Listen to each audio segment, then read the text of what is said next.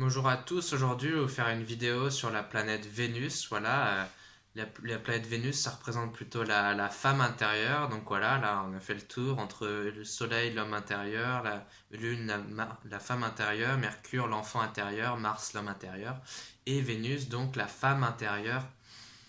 Et donc voilà, ça représente vraiment du coup dans la notion de femme intérieure, en fait, moi, un côté entre autres artistique, symboliquement, donc notion de sensibilité par rapport à nos sens, en fait, vraiment d'apprécier la beauté du monde à travers notre regard, à travers notre capacité à écouter par exemple de la musique ou le son de la voix d'une personne, l'odorat, le goût, voilà.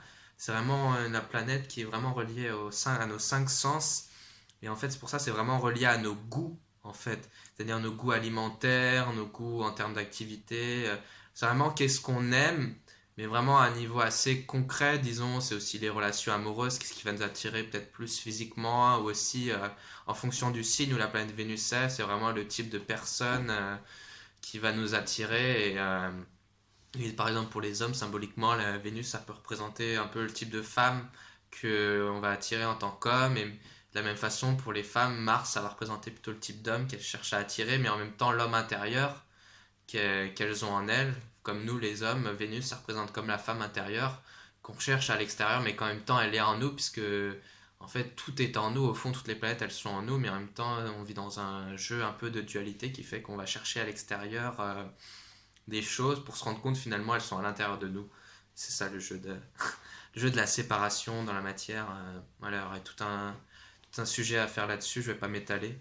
Et donc Vénus en fait c'est vraiment la planète de l'amour, donc voilà, comme on le sait dans la mythologie grecque, c'est la déesse Aphrodite de l'amour, de la sexualité aussi, euh, de l'attirance, justement c'est Vénus en fait c'est vraiment cette capacité en fait à nous connecter vraiment à nos sentiments et donc à nos envies, nos coups de cœur profonds. Ah tiens, j'ai envie de faire tel travail. Ah tiens, j'ai envie de faire tel sport, telle activité. Ah tiens, j'ai envie de manger telle chose. Voilà, dans la vie de tous les jours, on se connecte tous les jours à cette énergie de Vénus pour essayer vraiment de ressentir quelles sont nos envies à un moment ou à un autre, nos désirs. Et Vénus, en fait, c'est vraiment assez en lien avec la notion, donc comme je parlais d'attraction, en fait, d'attirer à nous ce que l'on désire, ce qu'on a envie, et en fait, vraiment, plus on arrive à se connecter à notre Vénus intérieure et donc à nos vraies envies, nos vrais désirs qui sont nobles et justes, et à être sincère, en fait, avec ce qu'on a vraiment envie et qui est sain pour nous, et plus, en fait, la vie, elle va vraiment... en fait, la vie, elle nous donne ce qu'on attire, elle va nous donner ce qu'on ce qu'on désire en fait, que ce soit sain ou pas, elle va nous permettre d'attirer à nous vraiment ce qu'on a exprimé au niveau émotionnel, au niveau sentimental. Et c'est vraiment là le pouvoir de Vénus, vraiment de nous faire attirer des choses à nous dans notre vie.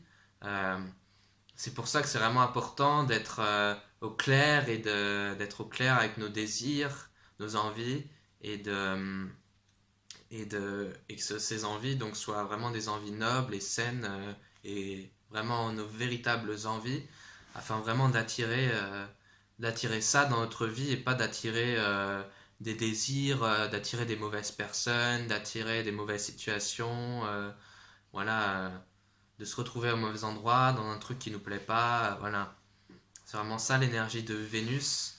Et il y a vraiment aussi une notion, donc je parlais de l'art en fait, et de finalement dans Vénus, c'est vraiment une notion de vraiment de se relier à nos rêves, à nos envies, voilà. Euh, voilà par exemple, voilà, c'est pour ça que je parle de l'art, parce que Vénus, en fait, qu'est-ce que c'est finalement un artiste?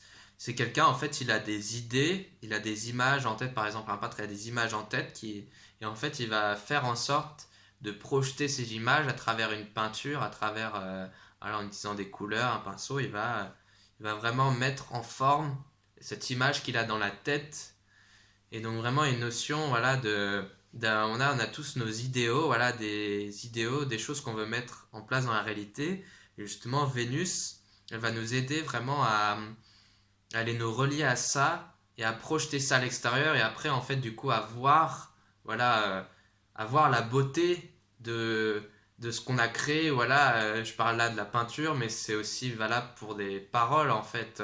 Comme là, ce que je dis, c'est une forme d'art parce qu'entre ce que je pense, voilà, ce que j'essaie d'exprimer, puis ce que j'exprime à travers les mots, et ben, il y a quelque chose que je projette, voilà, à travers là des sons, voilà. Donc c'est différent évidemment d'une peinture, mais l'idée derrière est vraiment une notion commune ou vraiment une notion de mettre en forme nos désirs intérieurs, les mettre en forme et essayer vraiment que ça soit en accord les deux, afin vraiment de...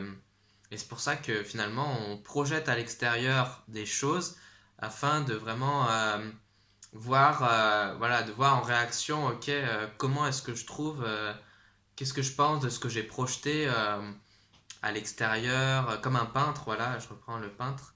Comme un peintre, il voit son œuvre et il se dit, ah ouais, j'ai fait ça, et il se reconnaît dans cette œuvre d'une façon ou d'une autre, et il voit toute la beauté et même et aussi toute l'imperfection qu'il y a peut-être dans cette œuvre, et donc ça lui révèle, voilà, le fait d'extérioriser, voilà, d'exprimer, d'extérioriser ses idées par la peinture, ça lui permet vraiment de mieux comprendre, prendre conscience de son idée qu'il avait et de qui il est, de tout ce processus, de tout ce cheminement, de projeter à l'extérieur ce qu'on ressent à l'intérieur.